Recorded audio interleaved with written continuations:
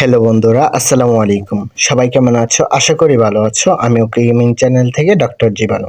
আজকে তোমাদের একটা মুভি সম্পর্কে বলবো। মুভিটা অবশ্য আমার দেখার অনেক আগ্রহ ছিল, কিন্তু পাই না পরে একসময় দেখি হঠাৎ করে চোখের সামনে চলে আসে। চাই আর কি দেখার। আজকে রাত এখন বাজে তোমার 12:50। এতক্ষণ পর্যন্ত মানে 10টা থেকে দেখা শুরু করছি। এটা মুভিটা ছিল একটু বড়ই, 2 ঘন্টা 26 মিনিট 22 সেকেন্ডের। মুভিটার নাম হচ্ছে সিদ্ধার্থ রয়। মুভিটা দেখলে অবশ্য ভালো লাগবে। আমি মিডিয়াম কোয়ালিটি দিয়ে দেখেছি, হাই কোয়ালিটি দিলে আরো ভালো লাগতে পারে, আশা করা যায়।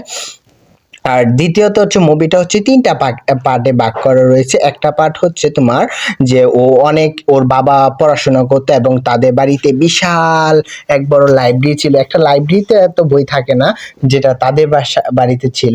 এবং তার বাবা যে পড়াশোনা করতো ছোট থেকে সেই শিক্ষাটা পেয়েছে। যেমন বলা হয় না যে যে যেমন বলা হয় যে বাবা যেমন হয়, মা যেমন হয়, তেমন সন্তানরাও তেমন হয়। বাবা মার অনুসরণ করে সন্তান, তবে সম্পূর্ণ না, অল্প হলেও অনুসরণ করে। তার মধ্যে একটা, ও যেমন বাবা যেমন বই পড়তো, সেও বই পড়া শিখেছে। এবং তার জীবনের অধিকাংশ সময় মানে ইয়ং বয়স এর ভিতরে অধিকাংশ সময়ই তোমার লাইব্রেরিতে অবস্থান করেছে এবং লাইব্রেরির সব কিছুই শিখেছে। একসময় মা অনেক চেষ্টা করেছিল যে ছেলেটাকে বাইরে খেলাধুলায় পাঠানোর জন্য, কিন্তু সে আবার চলে আসে যে বই পড়বে এমন আর কি। একসময় কি করেছে, তাদের বাসায় যত বই আছে সবগুলো সরিয়ে ফেলেছে। তার ওকে তোমার এতে ভার্সিটিতে পাঠানো হলো। সেখানে তোমার এমন ভাবে পড়াশোনা করেছে, সবাই অবাক হয়েছে। তার মানে পড়াশোনার স্কিল এত ছিল যে অবাক করার মতো। কিন্তু একসময় যে বলে নায়িকা উদয় হয়েছে, সেই নায়িকা হচ্ছে তার চেয়েও জ্ঞানী হয়ে গেছিল। যে আমারও দেখে মনে হয়েছে যে এটা কিভাবে সম্ভব যে এত জ্ঞানীর সাথে পালা লেগেছে। পরে বোঝা গেল যে এটা হচ্ছে তোমার ক্রোধ জিনিসটা হচ্ছে লজিক। ও লজিক দিয়ে বুঝিয়েছে যে একটা লজিক দিয়ে কখনো জীবন হয় না।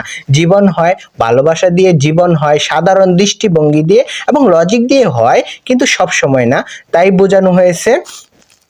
এক সময় গিয়ে তোমার হচ্ছে দুইজন আলাদা হয়ে গিয়ে ও অনেক কষ্ট করেছে। যে দেখা যায় যে আমার সবচেয়ে বেশি এতটুকু খারাপ লেগেছে যে এত বড় বাড়ি থাকতে, এতগুলো গাড়ি থাকতো, সে তোমার খাবার পায় নাই। সে তার থাকার জায়গাটা কেমন হয়েছে, তার ঘুমানোর জায়গা ভিন্ন হয়ে গিয়েছিল, এবং সে অনেক কষ্ট করেছে। এই পার্টটুকু আমার অনেক ভালো লেগেছে, তোমরা পারলে শিখতে পারো। আরেকটা হচ্ছে দ্বিতীয় পার্টে ও অনেক ভালো হয়ে গিয়েছিল, এত খারাপ থেকে ভালো হয়ে গেছিল, কিন্তু দ্বিতীয় পার্টে এমন হয়েছে যে তার ইমোশনটা ধরে রাখতে পারে নাই। ইমোশনটা ধরে রাখতে পারে না, পরে আবার গার্লফ্রেন্ড থেকে ভিন্ন হয়ে গেছে। কিন্তু আবার গার্লফ্রেন্ড আসছে, পরে ইমোশনটাকে নিয়ন্ত্রণ করেছে। ইমোশনটা নিয়ন্ত্রণ করে একসময় আবার ইমোশন থেকে মানে বের হয়ে যেতে হয়েছে। নিজের ইমোশনটাকে আবার ধরে রাখতে পারে নাই, যে মারামারি করেছে, লাস্টে গিয়ে আবার আলাদা হয়ে গিয়েছে। তখন অপেক্ষা করেছি যে কোন সময় আবার তোমার ইমোশন থেকে বের হয়ে যায়, বা কোন সময় আবার তাদের দুজনের বন্ধন দূরত্ব হয়ে যায়।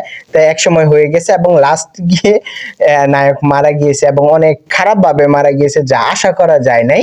আর মূলত মুভিটা হচ্ছে এমন একটা জিনিস যে মানুষের জীবনে অনেক পরিবর্তন হয়।